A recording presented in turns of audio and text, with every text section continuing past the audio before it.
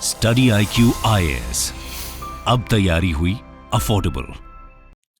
दोस्तों, हाल ही में इंडिया के पड़ोस में दिल को छू लेने वाला एक किस्सा हुआ। अगस्त 16 की रात को एक 24 ईयर ओल्ड चाइनीज नेशनल यिन वेइयांग हेनान से यूएई की ओर जा रही एक रिसर्च वेसल पर सवार थे। जब ये वेसल अरेबियन सी में मुंबई की कोस्ट से लगभग 200 किलोमीटर की दूरी पर था, उस दौरान उनको कार्डियक अरेस्ट के सिम्टम्स एक्सपीरियंस होने लगे। जैसे ही खबर मुंबई के रेस्क्यू कोऑर्डिनेशन सेंटर तक पहुंची, उन्होंने वेसल के साथ कम्युनिकेशन स्टैब्लिश किया और बिना वक्त गवाए उनको जरूरी टेलीमेडिसिन गाइडेंस प्रोवाइड की। लेकिन जब उनकी सिचुएशन और भी ज्यादा खराब होने लगी, तब इंडियन कोस्ट गार्ड ने सभी odds and adverse weather conditions को डिफाई करते हुए CGALH Mark 3 एडवांस एयरक्राफ्ट में एक बहुत प्रिसाइज लेकिन risky night time rescue operation launch किया। इस हेलीकॉप्टर में उनको एक्सपर्ट मेडिकल केयर प्रोवाइड की गई, जिससे उनकी कंडीशन जल्द ही काबू में आ गई। और उन डार्क आवर्स में लॉन्च किया गया ये ऑपरेशन इस चाइनीज नेशनल की जान बचाने में सफल रहा। इंडियन कोस्ट गार्ड ने अपने मोटो वी प्रोटेक्ट को वर्ड्स और डीड्स में फॉलो किया, और उसी के साथ इंडियन कोस्ट गार्ड का ये एक्शन चाइना के साथ साथ पूरी दुनिया में तारीफ का विषय बन गया। चाइनीज फॉरेन मिनिस्ट्री ने इंडिया के इस रिस्पॉन्स को खूब अप्रिशिएट किया। यार, ये तो केवल एक इमरजेंसी केस था, लेकिन इससे पता चलता है कि भले ही दो देश आपस में कितनी भी एनमिटी रखें, लेकिन उसके बावजूद कुछ बेसिक ह्यूमन वैल्यूज हर जगह शेयर की जाती हैं। ऐसे में हमारे मन में एक सवाल उठना लाजमी है कि क्या यदि इमरजेंसी की टाइम में ऐसा मुमकिन है, तो नॉर्मल टाइम्स में क्यों नहीं? क्या ये दो देश नॉर्मल टाइम्स में भी अपनी राइवलरी भूल कर इस तरह कोऑपरेट कर सकते हैं? वो कौन से ऐसे फैक्टर्स हैं जो कि दो ओल्डेस्ट सिविलाइजेशंस को साथ ला सकते हैं? और यदि ये पॉसिबिलिटी एग्जिस्ट करती है, तो आज तक ऐसा क्यों नहीं हुआ? या फिर इन दोनों राइवल्स के बीच ऐसा कुछ एग्जिस्ट करना नामुमकिन है? चाइना अपनी एक्सपेंशनिस्ट पॉलिसी के थ्रू जो भारत का ट्रस्ट खो चुका है, उसको वो कभी वापस नहीं ला सकता। अगर एक लाइन में कंक्लूड करूं तो मैं कहूंगा कि क्या है भारत और चाइना के कोऑपरेशन का भविष्य, भारत और चाइना के रिलेशंस का भविष्य। इसीलिए दोस्तों, आज के इस वीडियो में हम आपके लिए इन्हीं कॉम्प्लेक्स सवालों के जवाबों को ढूंढने की कोशिश करेंगे। तो चलिए शुरू करते हैं आज का डिस्कशन।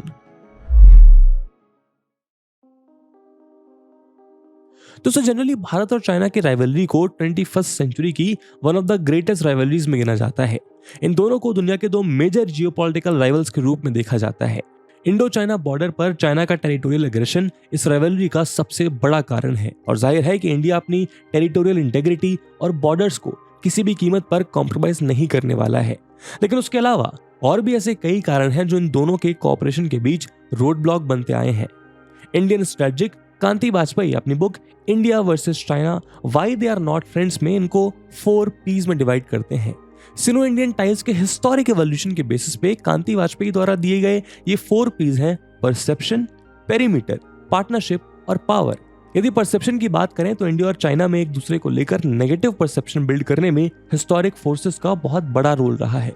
चाइना और इंडिया दोनों के ग्लोबल राइज ने दोनों के बीच एक दूसरे को लेकर एक कॉम्पिटिटिव परसेप्शन को जन्म दिया है। In less than positive perceptions को दोनों ही साइड्स के कन्वेंशनल और सोशल मीडिया के द्वारा और भी ज्यादा इंटेंसिफाई किया गया है। दोनों देशों में हुए पब्लिक ओपिनियन सर्वेज ने रिवील किया कि इन दोनों ही सोसाइटीज में एक दूसरे को लेकर बहुत पॉजिटिव परसेप्शन डेवलप नहीं हुए, जिसका सीधा क्रेडिट CCP की डेलिब्रेट पोजीशनिंग को जाता है।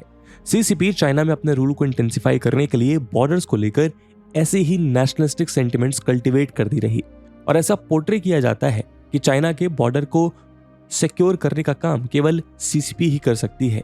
इस कॉन्टेक्स्ट में वो इंडिया और बाकी बॉर्डरिंग कंट्रीज को एग्रेसर के रूप में पोर्ट्रे करती है। इसके अलावा वाजपेयी कहते हैं कि दोनों देशों के दो अलग अलग स्ट्रैटेजिक वर्ल्ड व्यूज भी हैं। इसके अलावा वाजपेयी कहते हैं कि दोनों देशों के दो अलग अलग स्ट्रैटेजिक वर्ल्ड व्यूज भी दुनिया को लेकर इनमें अलग अलग परसेप्शन क्रिएट करते हैं।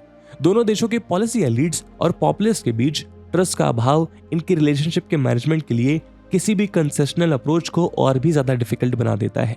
अब चूंकि ये परसेप्शंस काफी डीप हिस्टोरिकल रूट से जन्मे हैं, तो इनके म्यूचुअल परसेप्शंस को बदलना बेहद मुश्किल टास्क हो जाता है। सिनो इंडिया कॉन्टेस्टेशन का दूसरा P यानी पेरीमीटर इनकी बॉर्डर डिस्प्यूट्स और तिब्बत के स्टेटस पर डिपेंड करता है। इनकी बायलैटरल रिलेशनशिप को अनसेटल्ड बॉर्डर की कॉलोनियल लेगेसी ने डिफाइन किया है। इंडिया और चाइना के बीच ये डिस्प्यूट 1914 के शिमला कन्वेंशन में ट्रेस किया जाता है, जब ब्रिटिश इंडिया और तिब्बत के रिप्रेजेंटेटिव्स मिलकर एक डी फैक्टो ईस्टर्न बॉर्डर को मेंटेन करने का एग्रीमेंट करते हैं। इसे मैकमोहन लाइन का नाम दिया जाता है।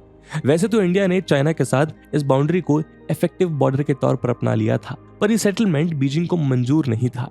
इन्हीं डिस्प्यूट के चलते 1962 में दोनों देशों के बीच वॉर छिड़ जाता है। इस वॉर में इंडिया और चाइना किसी भी ऑफिशियल बॉर्डर पे अग्री नहीं कर पाए और इसलिए दोनों ने एक टेम्पररी ट्रूस साइन किया, जिसके मुताबिक अनऑफिशियल बॉर्डर को लाइन ऑफ एक्चुअल कंट्रोल माना गया। लेकिन इस अनस्टेबल सेटलमेंट के कारण दोनों के बीच समय समय पर टेंशंस बहुत तेजी से बढ़ती रहीं। इसके अलावा भूटान को कनेक्ट करता हुआ सिक्किम का ट्राई जंक्शन एरिया भी कॉन्फ्लिक्ट का एक हॉट स्पॉट रहा है। अगस्त 2017 में इसी ट्राई जंक्शन पे डोकलाम स्टैंड ऑफ देखने को मिला। हफ्तों के नेगोशिएशंस के बाद दिल्ली और बीजिंग दोनों ने ही यहां से अपने ट्रूप्स को विथड्रॉ कर लिया, लेकिन तब से चाइना वहां छुप छिपाकर अपने ट्रूप्स और इंफ्रास्ट्रक्चर डिप्लॉय करने की पॉसिबिलिटीज एक्सप्लोर कर रहा है। हाल ही में गलवान और तवांग में भी ऐसे ही बॉर्डर टेंशन देखने को मिले। बॉर्डर डिस्प्यूट्स के अलावा भारत के नॉर्थ ईस्ट में पनपी इंसर्जेंसी भी चाइना के रोल का लंबा इतिहास रहा है। पिछले 50 सालों से नॉर्थ ईस्ट के सेपरेटिस्ट को चाइना की एड मिल रही है और इन 50 सालों में इस एड के तौर तरीके और मेथड्स कई फेजेस से गुजरे हैं। यह चाइनीज सपोर्ट का मेन फेज 1960s और 70s में माओ जेडोंग के कल्चरल रिवॉल्यूशन के साथ देखने को मिला। माओ जेडोंग के वक्त यहाँ चाइना का डायरेक्ट इंटरवेंशन देखा गया, लेकिन डेंग ज़ाओपिंग के दौर में चाइनीज इंटेलिजेंस म्यांमार में लोकेटेड कचन के जंगल से ये काम करने लगे। चाइनीज एजेंसीज कचन के टेरर ग्रुप्स के साथ अच्छे लिंकेजेस एंजॉय करती थी और कचन इंडिपेंडेंस आर्मी या KIA का इस्तेमाल उन्होंने मणिपुर पीपल्स लिबरेशन आर्मी को ट्रेन करने में किया। KIA ने Assam based separatist organisation ULFA के इंसर्जेंट्स को भी ट्रेनिंग दी थी, लेकिन रॉ और KIA के बीच हुए एक पैक्ट के बाद 1989 में ये ट्रेनिंग फैसिलिटीज भी बंद हो गईं। जब चाइना और रेबल ग्रुप्स के रिश्ते कमजोर पड़े तो चाइनीज ब्लैक मार्केट में हजारों वेपन्स बिकने शुरू हुए। चाइनीज गवर्नमेंट ने ओपनली आर्म्ड ग्रुप्स को सपोर्ट करना बंद कर दिया, लेकिन उन्हें आर्म्स का एक्सेस चाइना के सो कॉल्ड ग्रे मार्केट से मिलने लगा। इसके अलावा चाइना इन इंसर्जेंट्स को सेफ हेवन भी प्रोवाइड करने लगा। कुल मिलाकर चाइना भारत के खिलाफ इंसर्जेंट्स को बार्गेनिंग चिप की तरह यूज करना चाहता था और इसलिए वो ना तो इनके साथ अपने कॉन्टैक्ट्स पूरी तरह से खत्म करता और ना ही उन्हें आउटराइटली सपोर्ट करता था। तो दोस्तों आप देख सकते हैं कि कैसे इंडिया की टेरिटोरियल इंटेग्रिटी के साथ चाइना की ये छेड़छाड़ इन दोनों के रिलेशन का सबसे कड़वा स्पॉट बनी रही। अब यदि थर्ड P यानी पार्टनरशिप की बात करें तो इसमें कोई दोहराए नहीं है कि भारत और चाइना कभी भी स्ट्रैटेजिक पार्टनर्स नहीं रहे। कोल्ड वॉर में ही इन दोनों कंट्रीज की कोई भी स्ट्रॉन्ग अलायंस बनती नजर नहीं आई।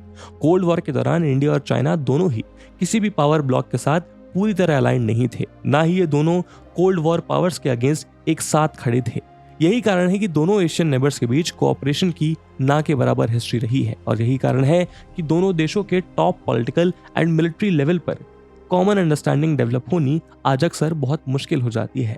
खैर, अब कांति वाजपेयी द्वारा दिए गए लास्ट P की बात करें तो इनकी रिलेशनशिप का सबसे कॉन्सिक्वेंशियल एलिमेंट है पावर गैप, और यही पावर गैप आज इन दोनों के बीच अलग अलग वॉरफेयर का रूप लेता नजर आ रहा है। दोस्तों इसमें तो कोई दोहराए नहीं है कि यदि एशिया में चाइना की हेजेमोनिक पावर को कोई चैलेंज कर सकता है तो वो केवल भारत ही है। इसी के चलते चाइना ने समय के साथ भारत को स्ट्रैटेजिकली आइसोलेट करने का प्रयास किया।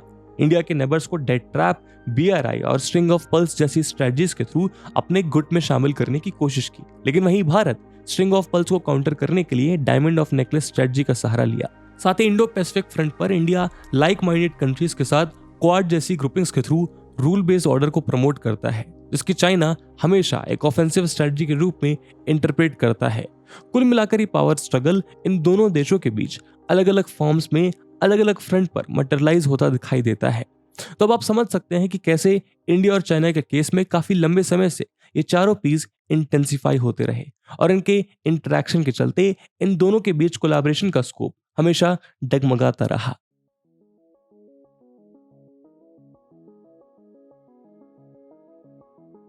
इन चारों P's के अलावा इन दोनों देशों के बीच ट्रबल का मेजर सोर्स बॉर्डर्स पर इंफ्रास्ट्रक्चर बिल्डअप में लाई करता है। चाइना के द्वारा इस इंफ्रास्ट्रक्चर रेस को 1990s में किक ऑफ किया गया था, जब वो तिब्बत से लेकर LAC तक बॉर्डर रीजन्स में रेल, रोड और एयर फैसिलिटीज में मैसिवली इन्वेस्ट कर रहा था। डिस्प्यूटेड बॉर्डर रीजन्स में इसी इंफ्रास्ट्रक्चर रेस का नतीजा था कि 2013 में दिप्सांग, 2014 में चुमार, 2015 में बुश्ते, 2017 में डोकलाम, 2020 में गलवान और 2022 में तवांग जैसे क्रिटिकल पॉइंट्स पर कन्फ्रंटेशन देखने को मिली। असल में यदि थ्योरेटिकली बात करें तो इंफ्रास्ट्रक्चर इन दोनों देशों के बीच बॉर्डर रीजन्स में डिटरेंस और मिलिट्री स्टेबिलिटी प्रोड्यूस करने में हेल्पफुल हो सकता है, लेकिन एक्सपर्ट्स के मुताबिक ऐसा कुछ करने के बजाय यहाँ एक और बड़ी दिक्कत यानी सिक्योरिटी डायलेमा का रूप ले लेती है। ऐसे में किसी भी साइड से परस्यू किया गया कोई भी डिफेंसिव स्टेप दूसरी साइड को ऑफेंस की तरह नजर आ सकता है, और जो आता भी है और उसका एकदम ऑपोजिट भी एकदम सटीक बैठता है। ऐसे में ये इंफ्रास्ट्रक्चर रेस टेंशंस को कम करने के बजाय लगातार बढ़ाती रहती है। लेकिन दूसरी तरफ भारत के लिए जरूरी भी हो जाता है कि चाइना के ऑफेंसेस को काउंटर करने के लिए वो इस डिफेंसिव इंफ्रा को लगातार बनाता रहे, और इन्हीं सब कारणों की वजह से इन दोनों देशों के बीच की टेंशन थमने का नाम ही नहीं लेती। दोस्तों, ऊपर हमने जिन पॉइंट्स के बारे में बात करी उसके बावजूद भी कई एक्सपर्ट्स ऐसा मानते हैं कि समय के चैलेंजेस इन दोनों मेजर पावर्स का कोऑपरेशन डिमांड करते हैं। लेकिन सवाल है कि क्या ये पॉसिबल है, और यदि हाँ तो आखिर कैसे? कई एक्सपर्ट्स कहते हैं कि इंडिया और चाइना यदि अपने पास्ट में थोड़ा और डीप जाएं तो वो पाएंगे कि कॉन्फ्लिक्ट्स के पहले इन दोनों के बीच कोऑपरेशन का एक लंबा दौर देखा गया, जिसका मतलब ये है कि इनके बीच कोऑपरेशन की पॉसिबिलिटीज उतनी भी पुअर नहीं है जितनी बाहर से दिखाई पड़ती हैं। इन दोनों का इतिहास आपस में ऐसे बहुत से स्ट्रॉन्ग लिंकेजेस शेयर करता है जो इन दोनों नेबर्स को नेचुरली एक दूसरे के काफी क्लोज ले आता है। सबसे पहले तो आपको बता दें कि इंडिया और चाइना दो सिविलाइजेशनल पावर्स हैं। दोनों ही वेस्टर्न कॉलोनियलिज्म के लंबे एक्सप्लॉयटेशन से गुजरे हैं। दोनों ने ही इतिहास में एक लंबे पीरियड के लिए रेसिज्म और कॉलोनियल सब्जुगेशन झेला है। दोनों ही आज तक बहुत से फ्रंट्स पर उस कॉलोनियल रेजिम के द्वारा लिए गए डिसीजंस की भरपाई कर रहे हैं। लेकिन आज जब इतिहास एक नई करवट ले रहा है और रूलर्स और रूल्ड के इक्वेशंस एकदम अपोजिट टर्न ले रहे हैं, आज जब ग्लोबल साउथ की आवाज कॉलोनियल नॉर्थ पर भारी पड़ रही है, ऐसे में ये सभी फोर्सेस इंडिया और चाइना जैसी पोस्ट कॉलोनियल पावर्स को खुद ब खुद साथ ले आती हैं। उस कॉमन सब्जुगेशन के अलावा यदि हम आज प्रेजेंट सेंचुरी की बात करें तो इस सेंचुरी को कई एक्सपर्ट्स एशियन सेंचुरी भी कहकर पुकारते हैं। इस टर्म को असल में डेंग ज़ाओपिंग द्वारा 1980s में कॉइन किया गया था। उस दौर में जब चाइना अपने इकोनॉमिक डेवलपमेंट की नींव रख रहा था, तब मॉडर्न चाइना के फादर ने ये प्रिडिक्ट किया था कि यदि आने वाले सेंचुरी को एशियन सेंचुरी का टाइटल पहनाना है तो इंडिया और चाइना को साथ मिलकर आगे बढ़ना होगा। आज लगभग 4 दशकों के बाद हम देख ही सकते हैं कि इंडिया और चाइना दोनों ही एशिया की दो डोमिनेटिंग पावर्स बनकर उभर रही हैं। ग्लोबल स्टेज पर इन दोनों की माइट का अंदाजा आप इसी बात से लगा सकते हैं कि ये दोनों देश मिलकर ग्लोबल पॉपुलेशन में 1/3 और ग्लोबल ग्रोथ में लगभग 50% कंट्रीब्यूट करती हैं। यानी इसमें कोई दो राय नहीं है कि इस सेंचुरी में ग्लोबल जियोपॉलिटिक्स की ट्रेजेक्टरी इन दो एशियन पावर्स के इर्द गिर्द घूमती है। जैसा कि हाल ही में डॉक्टर एस जयशंकर ने भी कहा कि भले ही बॉर्डर डिस्प्यूट्स के कारण इंडिया और चाइना के रिलेशंस अच्छे दौर से नहीं गुजर रहे हैं, लेकिन उनका वो एशियन सेंचुरी का ड्रीम तब तक पॉसिबल नहीं हो पाएगा जब तक इंडिया और चाइना एक दूसरे के साथ हाथ नहीं मिला लेते हैं, क्योंकि उनके मुताबिक ये दोनों नेबर्स आपस में डिफरेंसेस से कई गुना ज्यादा कॉमन इंटरेस्ट शेयर करते हैं, और ये दोनों ही एक दूसरे को अंडरकट करने के बजाय दोनों ही एक दूसरे की ग्रोथ को कॉम्प्लीमेंट करने का विजडम और कैपेबिलिटी रखते हैं। उसी तरह चाइनीज फॉरेन मिनिस्टर के स्पोक्स पर्सन ने भी कहा कि इंडिया और चाइना के डेवलपमेंट के बिना एशियन सेंचुरी के सपने को हकीकत में बदलना बहुत मुश्किल है। कुल मिलाकर एशियन सेंचुरी का ये ड्रीम इन दोनों देशों को साथ लाने की एक स्ट्रॉन्ग ड्राइविंग फोर्स मानी जाती है। ग्लोबल साउथ की डेवलपमेंट और ग्रोथ की कॉमन एस्पिरेशंस की इस कड़ी में दुनिया इस दोनों राइजिंग जाइंट से और भी बहुत कुछ एक्सपेक्ट करता है। Climate actions, economic investment, sustainable development, WTO की ट्रेड पॉलिसीज और डी-डॉलराइजेशन कुछ ऐसे एरियाज हैं जहां वर्ल्ड इंडिया और चाइना की ओर से लीडिंग एफर्ट्स डिमांड करता है। ये सभी ऐसे मुद्दे हैं जहां दुनिया इंडिया और चाइना को ग्लोबल साउथ की एक स्ट्रॉन्ग लीडिंग वॉइस के रूप में देखती है, और इस बात को दोनों ही कंट्रीज के एक्सपर्ट्स और पॉलिसी मेकर्स बखूबी एक्नॉलेज करते हैं। इसके अलावा इंडिया और चाइना के बीच कोऑपरेशन की पॉसिबिलिटीज और भी बहुत से मल्टीलेटरल फोरम्स पर विटनेस की गई है। चाइना और इंडिया ने एक दूसरे की वॉइस को सपोर्ट करते हुए बहुत से मल्टीलेटरल फोरम्स पर वेस्टर्न वर्ल्ड के डोमिनेशन को चैलेंज किया है।